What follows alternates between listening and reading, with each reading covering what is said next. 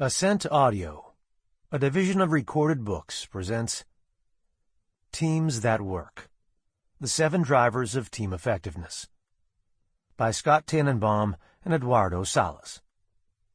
Narrated by Chris Andrew Ciulla.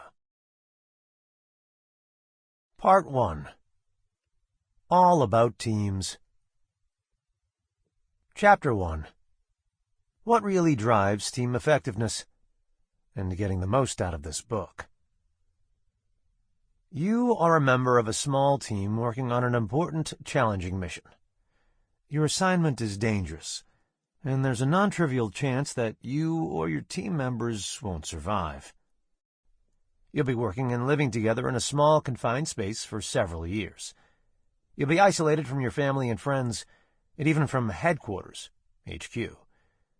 When you want to talk with the folks at HQ, it will take 20 minutes for your message to reach them, and 20 additional minutes for their response to get back to you, so you won't be able to get any real-time guidance from them. Having a bad day? You can't call in sick or go for a walk. You and your team members will be working and living together shoulder to shoulder, every day, for years. How would you feel about being on this team? Those are the challenges that a long-duration space exploration crew will face in a future mission. You can readily see the teamwork challenges associated with such a mission, and that's why we and others have been conducting research for NASA that will help them choose astronauts who will be good teammates, form a crew with the right mix of capabilities, and prepare the team to withstand and hopefully thrive in adverse conditions. A trip to outer space presents an extreme teamwork challenge, perhaps a 98 on a 100-point scale of difficulty. We doubt your team faces such an extreme challenge. Most teams don't, but that doesn't mean being on a team is easy. All teams face challenges, even a simple project team. Teamwork and collaboration are hard. Technically, teamwork is a specific form of collaboration, but throughout the book we use the terms teamwork and collaboration interchangeably. If you've been working for a while, you've almost certainly experienced a struggling team firsthand. Despite what they sing in the Lego movie, everything isn't always cool when you're part of a team. Being on a bad team can be a painful experience. The Science of Teamwork: The 7 Key Drivers. We've written this book to help you and your colleagues make informed, evidence-based decisions that enable your teams to work well together and produce great results. You'll learn about the science of teamwork and tangible ways to apply that science to be an effective team leader, a great team member, a supportive senior leader, or an impactful consultant. We're industrial organizational psychologists. Eduardo is also a human factors psychologist, and for the last 30 years or so, we've worked with, provided advice to, and studied teams in a myriad of settings. Some of these teams operate in dangerous settings, such as astronauts, oil rig crews in the North Sea, smoke jumpers, they parachute into fires, and combat teams. Some perform in settings where mistakes can cost people lives, such as medical teams and teams of military aviators. Others do their work in corporate environments, including boards of directors, leadership teams, and sales, manufacturing, finance, and project teams. You'll hear about some of our experiences with these teams. While we've been working with and studying teams, other researchers have been busy as well. There is now a large, growing body of interesting empirical research, much of it conducted by behavioral scientists. We carefully reviewed the research literature and reflected on our experiences, looking for consistent patterns that reveal what truly drives team effectiveness. We discovered 7 consistent drivers of team effectiveness. In this chapter, you'll get a high-level preview of the drivers. Subsequent chapters contain a detailed study of each, followed by practical tips and tools. But first, let's clarify what we mean by a highly effective team. Highly effective teams. A highly effective team is, first of all, a team. We define a team as 1. 2 or more people. 2. Who interact with one another. 3. In situations where at least some members need to rely on other team members at least some of the time. 4. Sharing a common, or at least somewhat overlapping, sense of purpose or goals. And 5. Are viewed as a unit by others and or themselves. That is, some of what they do could be legitimately attributed to them as a unit. A group of people who work together in the same room is not necessarily a team. Simply sharing workspace or performing similar tasks doesn't constitute being a team. But a team need not be a neatly defined entity with clearly assigned roles, stable membership, and a singular goal fully shared by all team members. Most teams in organizational settings are a good bit messier, but still meet our definition of a team. A highly effective team is one that demonstrates sustained performance, team resilience, and ongoing vitality. If a team frivolously expends resources and spends all its chips to hit a short-term goal, and in so doing, degrades its future capabilities and performance, we would not consider it highly effective. If a team produces positive results when conditions are favorable, but crumbles when things get tough, or takes an extremely long time to rebound from negative events, we would not consider it to be highly effective. And if a team burns out its team members, and therefore lacks the vitality needed to adapt, persevere, and innovate going forward, we would not consider it a highly effective team. Short-term results are an imperfect indicator of team effectiveness. Our focus is on identifying what enables teams to be highly effective and not simply capable of short-term success or performing well only when conditions are favorable. Team effectiveness, as we define it, has 3 components. 1. Sustained performance, generating positive results over time. 2. Team resilience, working through challenges and bouncing back from adversity. And 3. Vitality, maintaining energy, vibrancy, and resources needed for future success. The 7 drivers of team effectiveness. What really creates team effectiveness? 7 drivers consistently make a difference. At times, one may be more important than another, but all play a role in the success of almost any team. Table 1.1 lists these drivers, along with a fundamental question for each. Table 1.1. Key questions about the 7 drivers. Driver number 1. Capability. Fundamental question. Do we have the right people with the right mix of knowledge, skills, and other attributes? Driver number 2. Cooperation. Fundamental question. Do team members possess the right beliefs and attitudes about their team? Driver number 3. Coordination. Fundamental question. Are team members exhibiting the necessary teamwork behaviors for team success? Driver number 4. Communication. Fundamental question. Do team members communicate effectively with each other and with people outside the team? Driver number 5. Cognition. Fundamental question. Do team members possess a shared understanding about key factors such as priorities, roles, and vision? Driver number 6. Coaching. Fundamental question. Does the leader and or team members demonstrate the necessary leadership behaviors? And driver number 7. Conditions. Fundamental question. Is the context in which the team operates favorable for performing effectively? For example, ample resources and or supportive culture. Capability refers to the individual and collective competencies that a team possesses. Does the team have the knowledge, skills, personality, and other personal attributes needed to complete assignments, overcome challenges, and adapt as needed to sustain performance? Sometimes we can anticipate how well a team will perform by examining the team's average capability on a key attribute. Other times, the best indicator might be the capability of the strongest or weakest team member, or if the team has 2 people with the capability to perform a critical task. In Chapter 4, you'll learn what the research tells us about capabilities, including 5 fundamental skills and 4 personal attributes that contribute to teamwork, along with 3 toxic traits you'll want to avoid. Capability is about having ample horsepower. If your team lacks critical competencies, it will be difficult to succeed. Cooperation refers to the attitudes and beliefs that individuals bring to the team each day. What do they think about this team and the people on it? Do they think the team can succeed? Do they trust one another?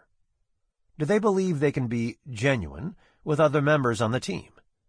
Are they committed to the team and the work they do? People join a team with general beliefs about working on a team, shaped in part by past experiences and in part by their own personalities and propensities. Over time, they learn about their new team and develop attitudes about that team and specific team members. Together, these influence their willingness to engage in teamwork behaviors. As we'll hear, research shows that mindset matters. For example, when team members collectively believe that their team is likely to succeed, it boosts the team's effectiveness. In some cases, all that is needed is for team members to be civil with one another and not get in each other's way. Yet even that requires a certain mindset. In other instances, far more teamwork is needed, and team members must be willing to step up and work as a team. In Chapter 5, you'll learn what the research tells us about 4 distinct cooperative beliefs and how you can help them emerge: trust, psychological safety, collective efficacy, and cohesion. Cooperation is about mindset, beliefs and attitudes about my teammates and my team. Coordination is at the heart of teamwork. It refers to the teamwork behaviors that a team needs to demonstrate to be highly effective. The exact behaviors can vary from team to team or even across situations, but almost all teams need to maintain situation awareness, back up or fill in for one another, adapt, and manage team emotions. Some teams struggle because they don't know the teamwork behaviors they need to exhibit. As a simple example, on a senior leadership team, when someone is unable to attend a meeting, who will provide that person with a briefing of what transpired? Is there an awareness that someone needs to fill in for that person and provide a form of backup? Knowing the necessary behaviors is part of the equation. But then the real question is whether team members take those actions on a consistent basis.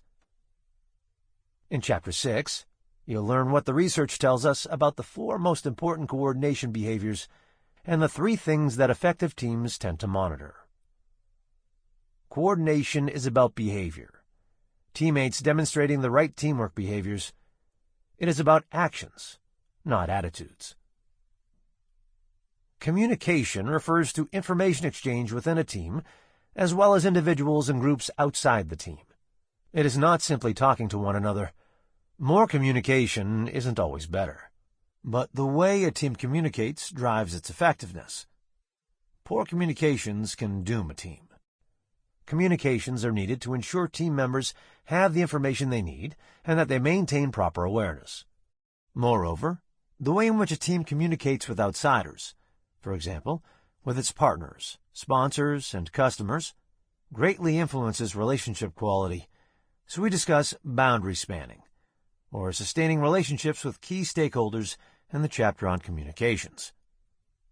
In Chapter 7, you'll learn what the research tells us about the importance of communicating unique information, the value of closed-loop communications, and how to be alert for the biggest communication obstacles.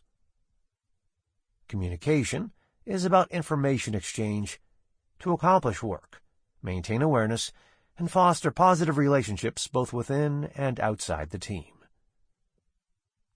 Cognition refers to the extent to which team members possess a shared, or at least a complementary understanding about key factors. Cognition, as described in this book, isn't about an individual's attitudes or mindset, but instead refers to the overall team.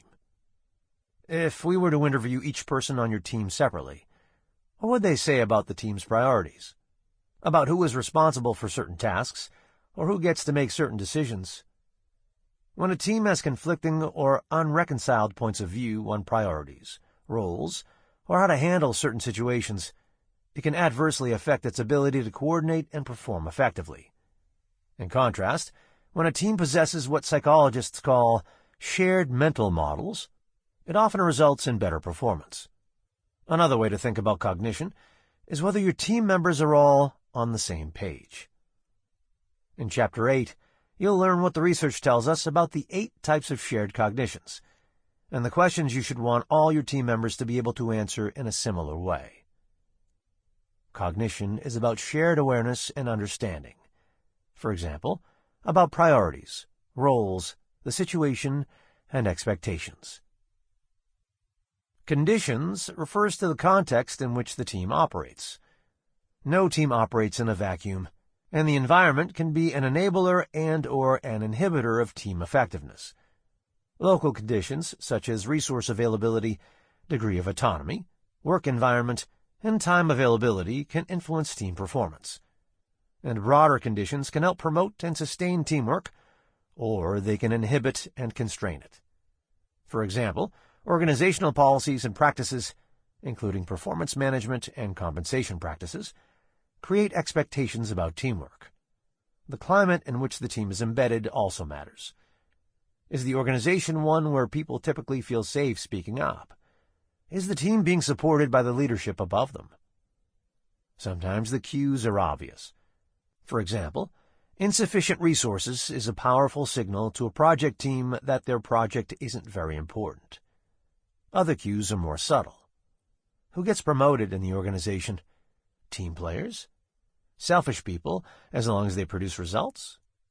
Collectively, the conditions surrounding a team send signals about whether coordination is encouraged, accepted, or discouraged in the organization.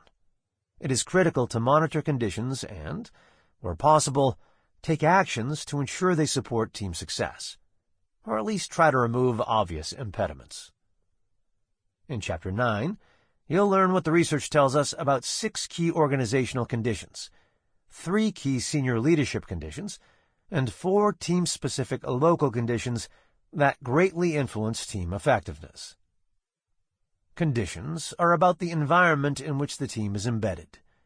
They send signals that either support or inhibit teamwork and performance. Coaching refers to leadership. Without question, leadership matters. A good leader can help a team be more successful. And as anyone who ever worked for a poor leader can attest, bad leadership can not only create a huge performance obstacle, it can also make being on a team quite unpleasant, which affects future beliefs about working in a team. So there is value in understanding the behaviors effective leaders exhibit and the functions they perform. For example, how they provide advice and promote ongoing team learning. But leadership isn't just for leaders. More and more frequently, we see the need for team members to step up and perform some leadership functions, what researchers refer to as shared leadership. Shared leadership doesn't involve appointing an additional leader, but is more about informal behaviors. As organizational structures get flatter and managers oversee larger groups of individuals, a leader can't see everything and won't always be available to give feedback or help her team members. That's why some degree of shared leadership is often needed. In Chapter 10, you'll learn what the research tells us about the 7 essential leadership functions that must be fulfilled on a team, along with practical insights from 3 empirically tested leadership approaches and 1 derived from our experiences. Coaching is about leadership, the leader as well as team members demonstrating effective leadership behaviors. How do the drivers relate to one another? They are not independent. For example, information sharing, communications, facilitates the development of shared understanding, cognitions, which in turn makes it easier to back up one another when needed, coordination. Research shows that all of the drivers can influence team effectiveness. We want to emphasize 3 key points. First, cooperation or mindset tends to emerge from the other 6 drivers. As a team member, do I think my team can succeed? Do I trust my team members? The emergence of those beliefs depends on the talent on the team, the extent to which we coordinate our work and communicate effectively, the degree to which we have a shared understanding of roles and priorities, our access to resources, and various leadership behaviors. Attitudes such as trust and collective efficacy emerge from doing the other things well, and in turn, those cooperative attitudes can influence the other drivers. For example, when we trust one another, it becomes easier for me to take the time to help you out, and you are more likely to accept my help. Second, coaching plays a central role in team effectiveness. A key focus for any team leader should be to ensure their team has enough of the other 6 drivers to be able to sustain effective performance. Third, the research shows that each of the drivers can directly influence important outcomes such as performance, quality, and innovation. And success begets positive attitudes. When a team is performing effectively and accomplishing its goals, it tends to reinforce positive attitudes. We'll allude to these relationships throughout the book. Getting the most out of this book. The book is divided into 3 parts. Of course, we'd like you to listen to the entire book, but you don't have to. The first part provides the context for the rest of the book. If you continue through the next 2 chapters, you'll find evidence with which to make a compelling case that teamwork is a business imperative. Be better prepared to avoid 5 common teamwork myths that can lead to bad decisions, learn how teams differ and why that's important, and be better equipped to understand the research described throughout the book. The middle part of the book, chapters 4 through 10, describes the science of teamwork. Each chapter highlights one of the 7 drivers and is full of research findings and insights, along with examples from teams in action. This section is evidence-based but easy to grasp. Not too geeky, but not oversimplified either. We believe anyone who leads a team, works on a team, or supports a team in any way should know what really drives team performance. That knowledge can keep you from being unduly influenced by what sounds logical but is wrong, is easy to understand but is too simplistic, or is consistent with what you have been led to believe, but is actually a myth. So we hope you'll listen to the middle part of the book. But if you want to get immediately to the punchline to learn what I should do, you can jump directly to the third part of the book. Chapter 11 summarizes key points about the science of teamwork. Chapters 12 through 15 contain role-specific advice for team leaders, team members, internal and external consultants, and senior leaders, respectively. If you choose to jump ahead, we won't judge you. But you'll miss out on learning some really useful things about the nature of teams in Part 1 and about the science of teamwork in Part 2. If after finishing the book you want to share what you've learned with a leader who has a limited amount of time, guide them to Chapter 11, and then either Chapter 12, if they are a team leader, or Chapter 14, if they are a senior leader. At the end of the book, you'll also find a set of tools, including a list of desirable team member competencies, tips for conducting a team debrief, and questions for reviewing the conditions that foster or inhibit teamwork. For example, policies, senior leader behaviors, and resources. One final thought for getting the most out of this book. We encourage you to identify a team you can think about as you go through the book. It could be a team you are a member of or one you lead. But having a specific team in mind will be helpful when we guide you to think about key findings throughout the book. Chapter 2. Busting a Few Teamwork Myths. On September 7, 2015, the Boston Red Sox were playing the Philadelphia Phillies on a beautiful sunny afternoon at historic Fenway Park. In the top of the 4th inning, with the Sox leading 6-1, rookie Red Sox pitcher Eduardo Rodriguez threw a fastball on the outer half of the plate to Phillies first baseman Darren Ruff. Ruff swung and hit the baseball hard. The ball launched off Ruff's bat at over 100 miles per hour, headed toward the deepest part of Fenway Park and right center field, a tricky area known as the Triangle, where the bullpen wall jets out precipitously into the field. 0.5 of a second after the ball left Ruff's bat, Red Sox center fielder Mookie Betts broke into a run, accelerating to a top speed of over 18 miles per hour in 4.3 seconds, and reached up over the edge of the wall, snatching the ball out of the air at the last moment to save a home run. Red Sox announcers Don Orsillo and Jerry Remy described Betts' basket-style catch as a great individual play, showing great courage and great skill.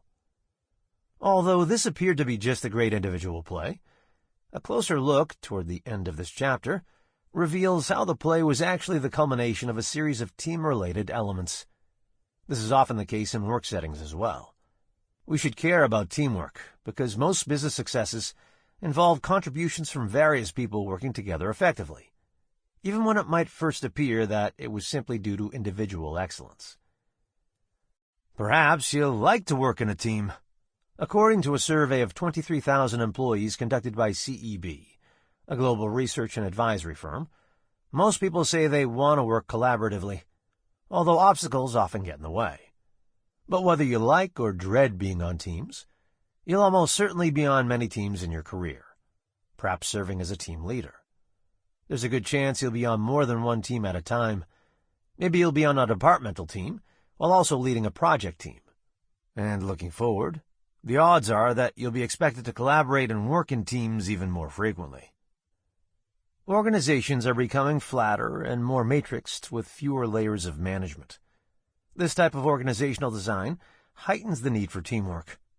Over two-thirds of the respondents in the CEB survey reported that collaboration requirements are increasing in their organization. And in a widely cited Harvard Business Review article, Rob Cross, Reb Rebel, and Adam Grant reported that time spent in collaborative activities has grown by 50%. Looking forward, in a Deloitte study of over 7,000 companies from over 130 countries, business leaders said they expect to use team-based structures even more frequently as an organizational design strategy. Simply stated, there will be fewer opportunities to work alone. Companies form and disband work teams, cross-functional teams, project teams, and even virtual teams with great regularity. Many of these teams struggle. 1. Over 90% of employees believe teams are critical to the success of their organization, but less than 25% of them consider their own teams to be very effective, according to Leanne Davey, author of You First, Inspire Your Team to Grow Up, Get Along, and Get Stuff Done. 2. Over 60% of software project teams deliver behind schedule, and almost half come in over budget, as reported by journalist Poe Bronson. 3. Team-related problems contribute to almost 50% of the failures in business startups, either due to the composition of the leadership team or how they work together, as revealed in a series of postmortems collected by CB Insights, a business intelligence firm. 4. Teamwork breakdowns are one of the 3 leading causes of safety problems in hospitals, according to an Institute of Medicine study. And 5. Less than 25% of executives feel confident in their ability to build cross-functional teams, as reported by Deloitte. Working as a team can have great benefits, but it isn't easy. Each team experience, good or bad, can make a person more or less eager to be on teams in the future. Having a bad teamwork experience makes you less inclined to take on another team assignment. It starts in school. Remember when the teacher gave you a team assignment? You were told that your team would receive 1 grade. Freddie, the kid who was loafing and didn't come to any of your team meetings, would get the same grade you do. And your teacher probably didn't give your team any advice or training on how to work as a team, although perhaps he told you to play nice. If your team got a C, you were angry that others who didn't pull their weight hurt your grade. And even if your team received an A+, you might have been resentful that the loafer also received that grade. Bad team experiences can sour you about teams in general. When you subsequently graduate and get a job, your new boss says, "Welcome, here's your desk," and then gives you a team assignment. How enthusiastic are you? You may not be joining that team with the best attitude. According to a Graduate Management Admission Council survey, less than 15% of U.S. students prefer to learn in team settings. About 20% of Chinese students prefer it, which, while higher, is still a surprisingly low number for a more collectively oriented society. We suspect that team learning may be unpopular because without the right preparation and awareness, most student teams don't work well together, so the team experiences aren't positive. Interestingly, when Scott and his colleagues Eric Eddy and John Matthew helped student teams in the business school at Siena College improve Sample complete. Ready to continue?